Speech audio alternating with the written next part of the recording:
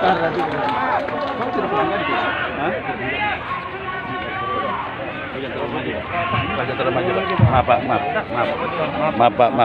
Bismillahirrahmanirrahim. Assalamualaikum warahmatullahi wabarakatuh. Waalaikumsalam warahmatullahi wabarakatuh. Salam sejahtera bagi kita semua.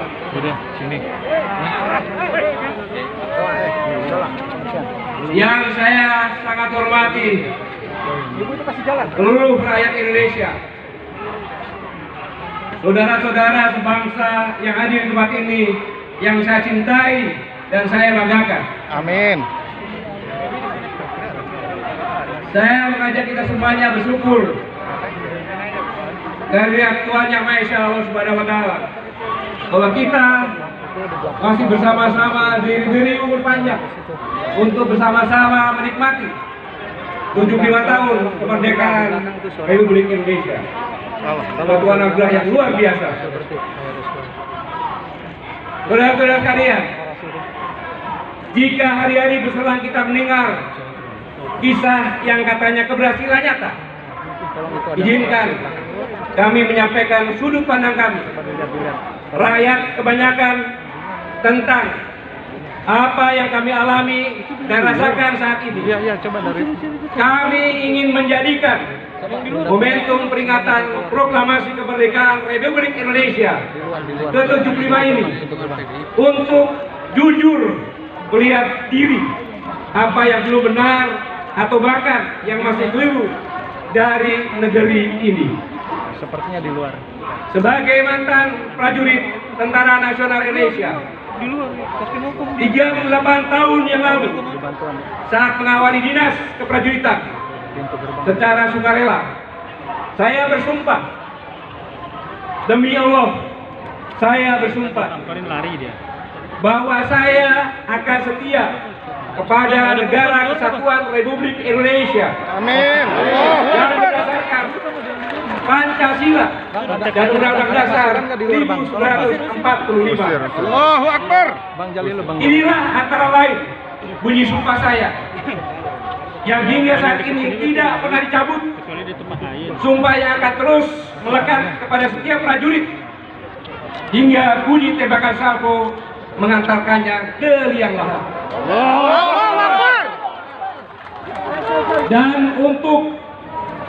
Dan atas nama sumpah ini pula lah saya berkata saudara-saudara seluruh rakyat Indonesia, saya ingin melakukan langkah untuk menjaga kesetiaan kami kepada Negara Kesatuan Republik Indonesia yang berdasarkan Pancasila dan Undang-Undang Dasar 1945.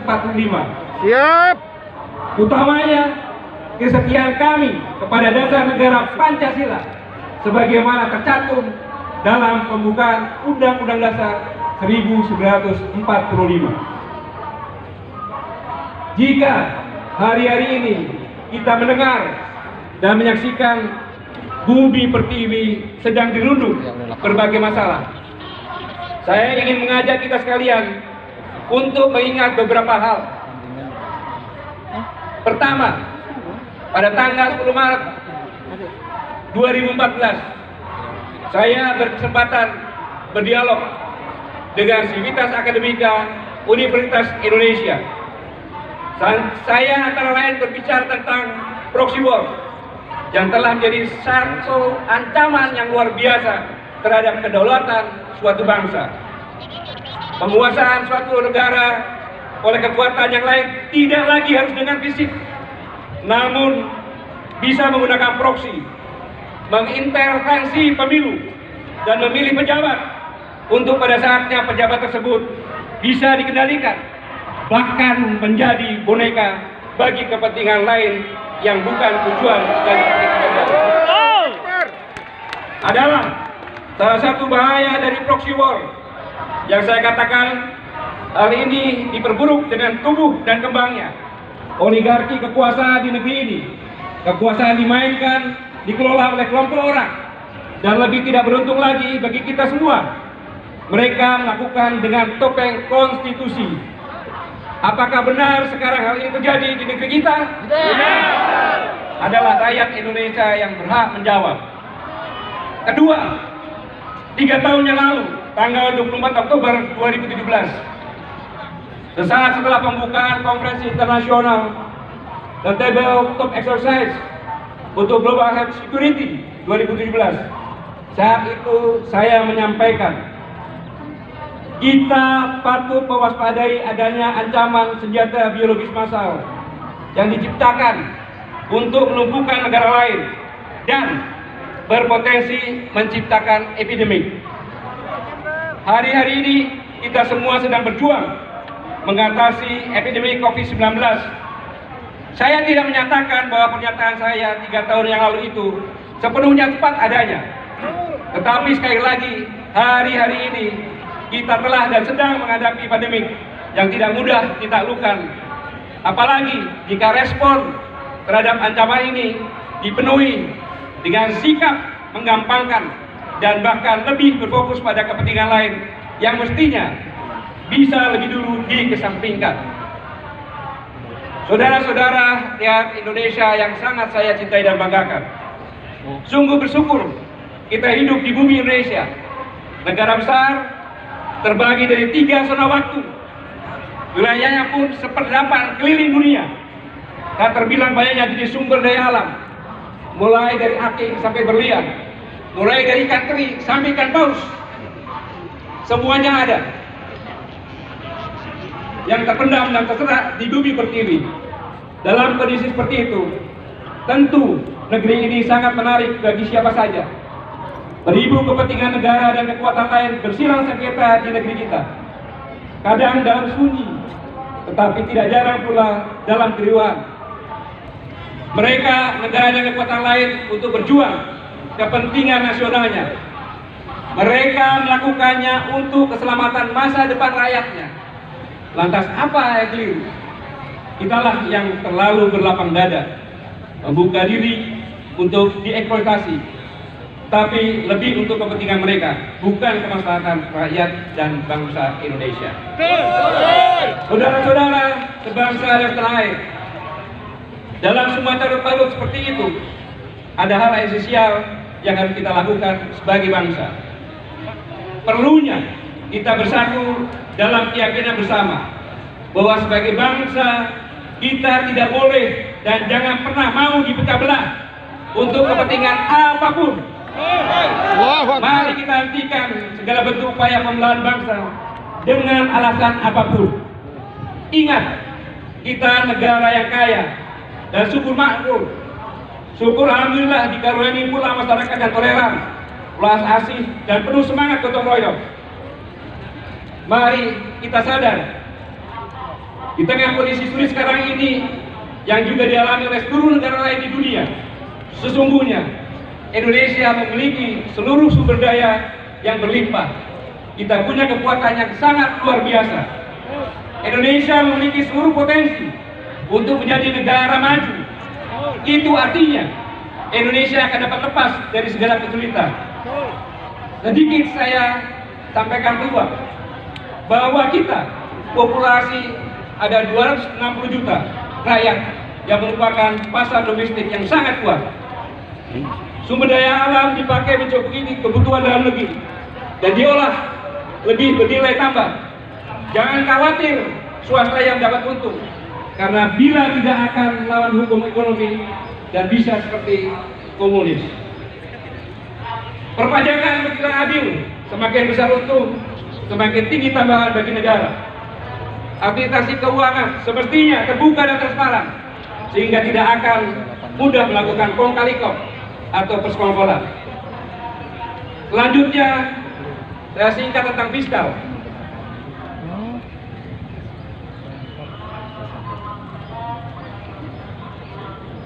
Kita sekalian sadar bahwa kita memerlukan injeksi keuangan ke dalam negeri untuk memberikan rangsangan pembelian ke dunia usaha, setidaknya mencegah dunia usaha sekarang.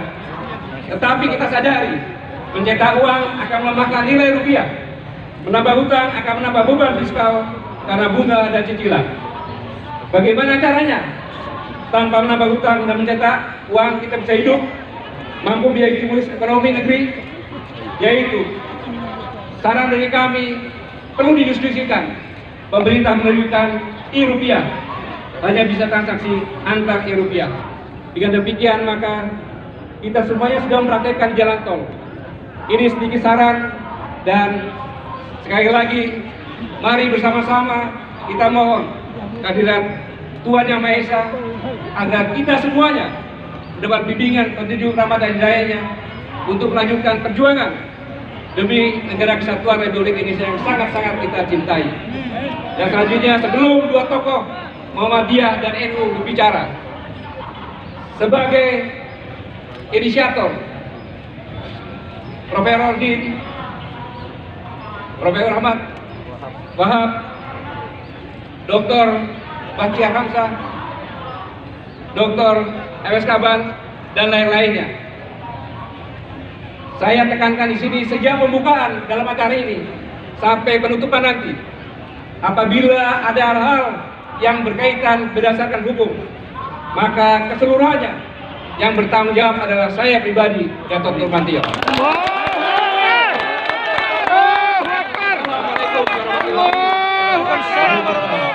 Kami persilakan Bapak Profesor Dr. Rahmat Wahab, Ketua Komite Kita Nahdlatul Ulama.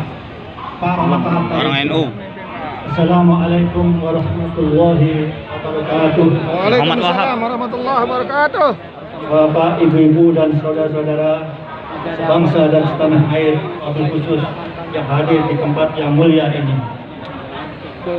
Malah kita tidak hentinya memanjatkan puji syukur kehadirat Allah Subhanahu wa taala karena izinnya dan kekuatan daripada kita lebih kesehatan, sehingga kita bisa hadir saat ini dan dimanapun berada menyaksikan suatu peristiwa yang sangat bersejarah bagi bangsa Indonesia.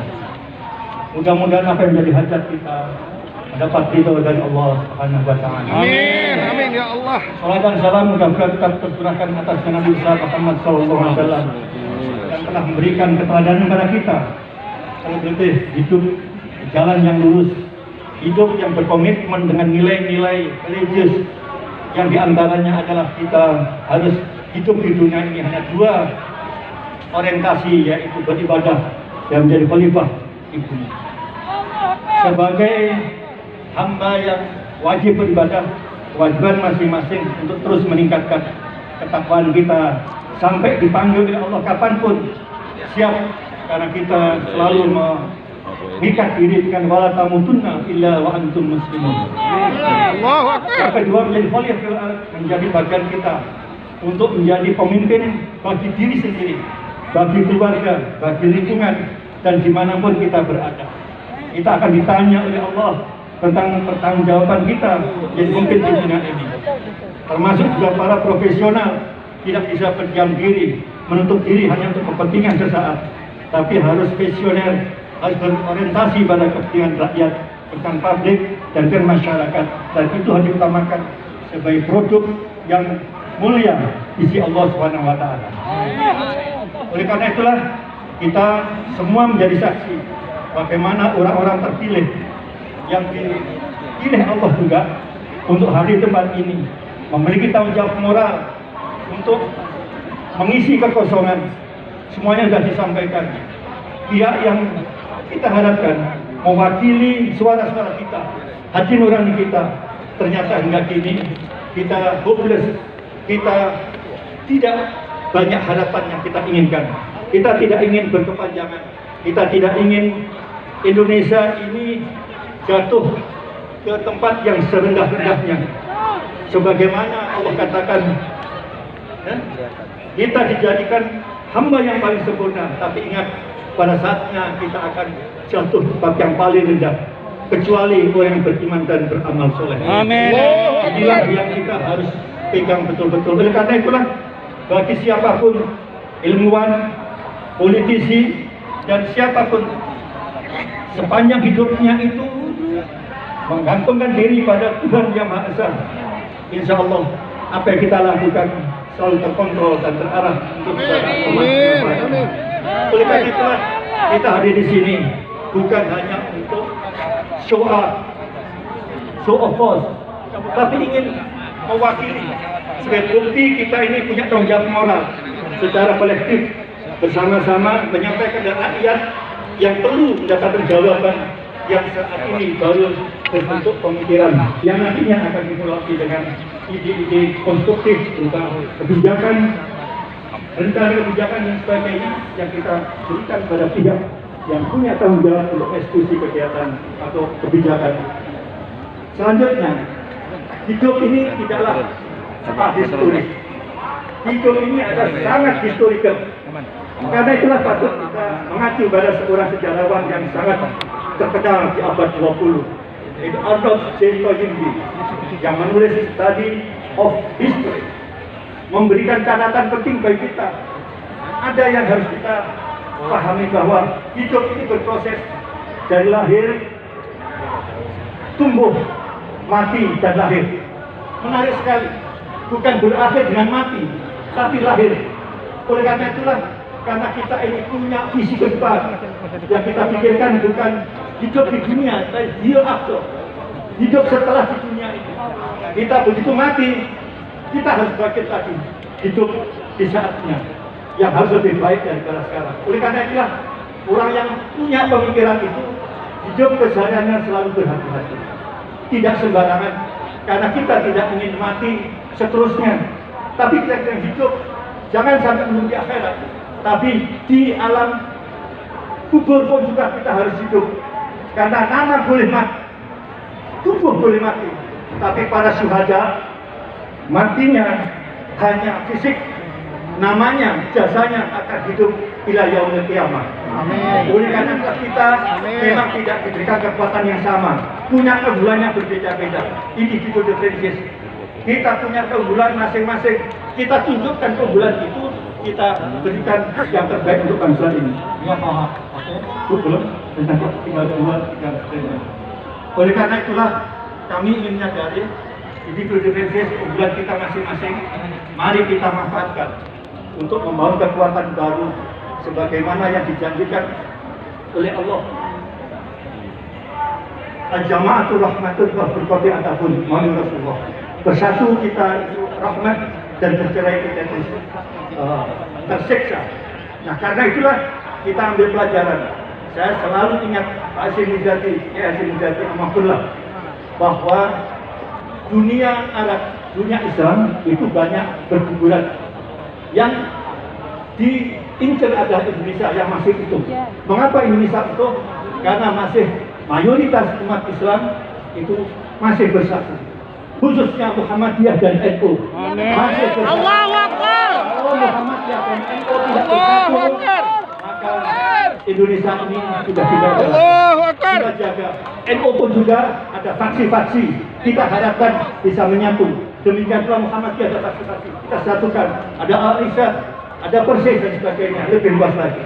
Amin. Demikian pula Islam tidak hanya untuk Islam, rahmatan lil alamin. Jadi tidak boleh mayoritas tirani, tapi kita harus melindungi yang lainnya. Jangan khawatir. Islam selalu memberikan kebaikan bagi yang lainnya. Ini jadi komitmen kita semua.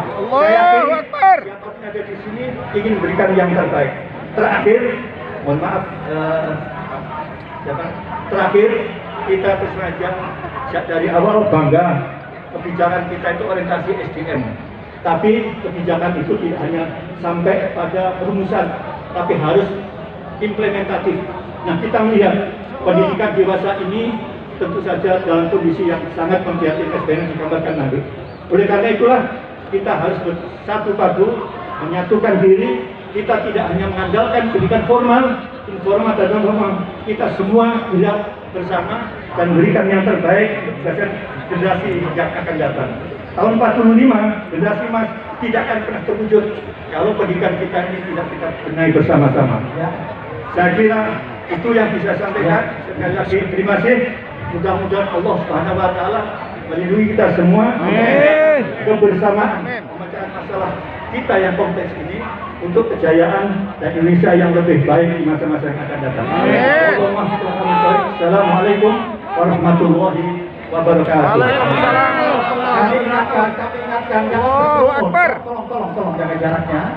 Masker tetap dipakai.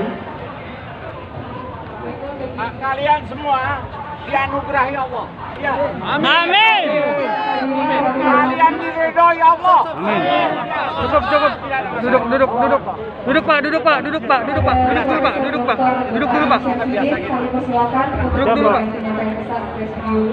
dulu Pak. Duduk dulu Pak. Emosional. Bismillahirrahmanirrahim. Assalamualaikum Robdin. warahmatullahi wabarakatuh. Waalaikumsalam. Selamat siang dan salam sejahtera bagi kita semua. Alhamdulillah wa syukru lillah wala haula wala quwwata illa billahil aliyyil azim. Saudara-saudaraku sebangsa dan setanah air, pencinta kebenaran dan keadilan, semoga kita semua dirahmati Allah Subhanahu wa taala. Saya hanya ingin sebagaimana pada pradeklarasi kami 2 Agustus 2020 yang lalu, menukilkan pandangan agama sesuai hadis Nabi Muhammad SAW. Dan saya yakin juga ada dalam kitab suci agama lain. Yang pertama, bahwa sesuatu bangsa telah berada dalam sebuah kapal besar dan masing-masing kelompok telah mendapatkan tempat duduknya masing-masing. Namun ada satu kelompok yang ingin merusak tempatnya sendiri, yang ingin melubangi kapal besar itu, walaupun itu tempatnya sendiri. Maka Nabi Muhammad SAW berpesan dan menyatakan, jika orang banyak menyelamatkan mereka, menyelamatkan kapal besar dari segelintir orang-orang jahat yang ingin melubangi tempatnya sendiri, jika diselamatkan, maka kita semua akan selamat. Amin. Mereka akan selamat. Amin. Dan kita semua akan selamat. Amin. Tetapi jika orang banyak membiarkan, orang banyak berdiam diri, membiarkan kerusakan demi kerusakan, membiarkan orang yang bahkan merusak tempatnya sendiri dan apalagi merusak tempat orang-orang lain, apa kata Rasulullah? Mereka akan celaka dan kita semua juga akan celaka, karam bersama karamnya kapal besar. Na'udzubillah. Keadaan ini sama dengan yang dihadapi oleh bangsa Indonesia. Betul? Bangsa Indonesia tengah menghadapi masalah besar. Telah terjadi kerusakan demi kerusakan sebagaimana yang kami nyatakan dalam maklumat menyelamatkan Indonesia tadi. Maka marilah kita bangkit untuk penyelamatan. Allahu Akbar. Pesan agama yang kedua juga berdasar dari hadis Nabi Muhammad SAW. Bantulah saudaramu yang zalim maupun yang mazlum. Bantulah saudaramu yang menganiaya, yang tiran, yang diktator, yang ingin berkuasa, serba berkuasa. Tapi juga bantu saudara-saudaramu yang teraniaya. membantu saudara-saudara kita yang mazlum, yang teraniaya, tentu kita tahu caranya.